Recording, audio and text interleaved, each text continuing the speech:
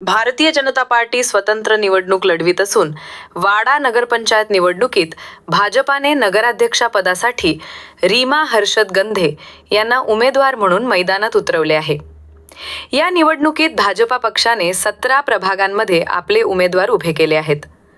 प्रभाग क्रमांक 1 मध्ये रामचंद्र भोईर, प्रभाग क्रमांक 2 श्वेता उंबरसाडा, प्रभाग क्रमांक 3 स्मिता पातकर, प्रभाग क्रमांक 4 अशिकेश पवार, प्रभाग क्रमांक 5 तेजस पाटील, प्रभाग क्रमांक 6 सिद्धी भोपतराव, प्रभाग क्रमांक 7 मयुरी म्हात्रे, प्रभाग क्रमांक 8 हरेश कोकाटे, प्रभाग क्रमांक 9 भूमी पाटील, प्रभाग क्रमांक 10 मनीष देहरकर, प्रभाग क्रमांक 11 सविता वनगा, प्रभाग क्रमांक 12 प्रमोद पठारे, प्रभाग क्रमांक 13 हर्षद गंधे, प्रभाग क्रमांक 14 रीता थोरात, प्रभाग क्रमांक 15 प्रगती वलटे, प्रभाग क्रमांक 16 प्रथमेश गोरे, प्रभाग क्रमांक 17 सुप्रिया पाटील असे एकूण 17 उमेदवार निवडणुकीच्या रिंगणात आहेत।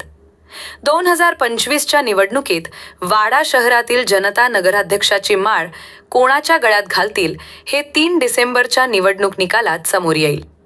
सर, पालघर जिल्ह्यामध्ये आता 4 नगर परिषदेचे इलेक्शन आहेत। एकीकडे भाजपा स्वतंत्र इलेक्शन लढते आणि दुसरीकडे शिंदे गट असेल, महाविकास आघाडी यांच्यामध्ये सुद्धा अलग अलग आहे। कसं BJP ह्या ठिकाणी जे आव्हान आहे ते पेलणार आहे? खरं तर आपल्याला सर्वांना माहिती आहे की देशाचे पंतप्रधान आदरणीय नरेंद्र मोदीजी यांच्या नेतृत्वामध्ये आणि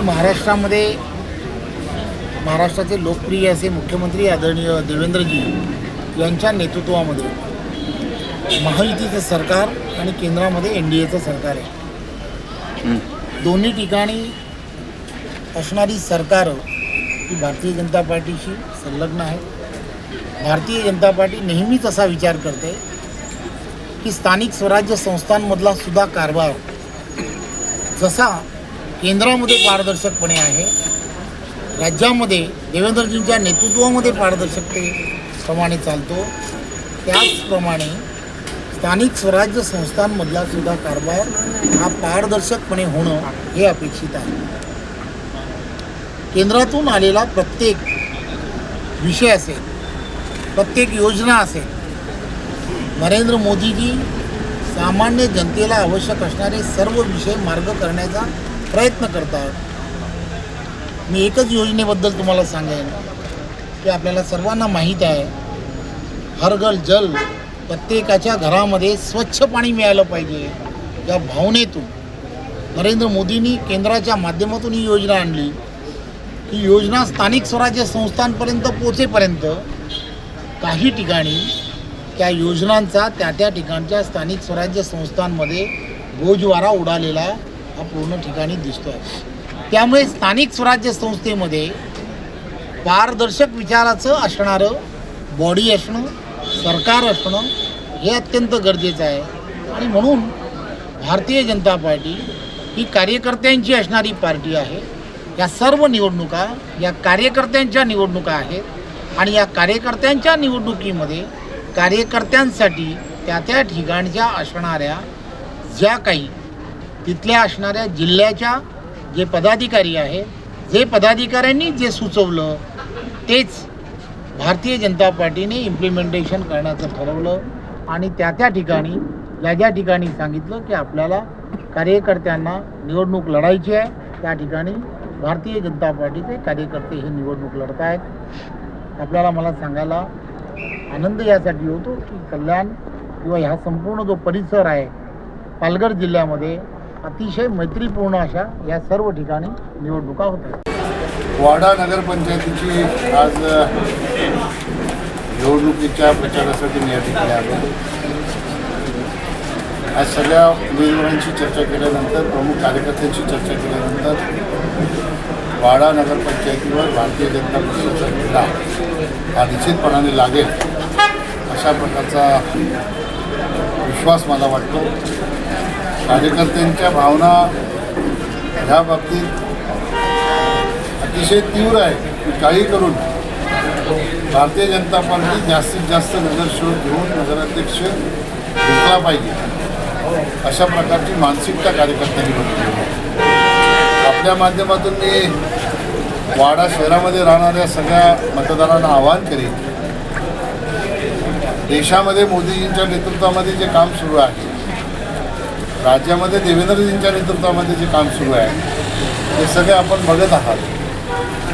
डबल इंजिनचं सरकार असलं की काम कसं जलद गतीने विकास होतो हे आपण सगळ्यांनी पाहिलेलं आहे. आणि म्हणून वाडा नगरपंचायतीवरील डबल इंजिनच्या सरकारच्या माध्यमातून विकासाचं काम व्हावं ह्या दृष्टिकोनातून वाडा शहरातील तमाम मतदारांनी भारतीय जनता पक्षाच्या आमच्या उमेदवार आहेत रीमा गंधे आणि आमचे 17 उमेदवार आहेत, या सगळ्यांना कमळाच्या निशाणीवर बटन दाबून मतदान करावं अशा प्रकारचं आवाहन आपल्या माध्यमातून मी मतदारांना करतो. मला विश्वास आहे वाडा शहराने नेहमीच भारतीय जनता पक्षाला साथ दिली. काही अपवाद वगळता नेहमीच भारतीय जनता पार्टीच्या पाठीमागे वाडा शहरातील जनता आशीर्वादाच्या रूपाने राहिली. आणि आताही ह्या वेळेला राज्यातलं वातावरण बघितल्यानंतर भारतीय जनता पार्टीच्या प्रती जनतेमध्ये विकासाच्या माध्यमातून जो विश्वास निर्माण झालेला आहे त्या विश्वासाच्यामुळे वाडा शहरातली जनता ही निश्चितपणाने भारतीय जनता पार्टीच्या पाठीशी राहील असा मला विश्वास आहे. इथे ज्या ज्या काही समस्या असतील त्या समस्यांचं निराकरण करण्यासाठी जो निधी लागणार आहे त्या निधीची उपलब्धता सन्माननीय मुख्यमंत्री महोदयांच्या माध्यमातून निश्चितपणाने या ठिकाणी होईल. आपल्या पालघर आणि ठाणे जिल्ह्याचं सुदैव आहे, भारतीय जनता पक्षाला कधी नव्हे कुठल्याही राष्ट्रीय पक्षाचा प्रदेश अध्यक्ष हा ठाणे पालघर जिल्ह्याचा कधीच झालेला नाही.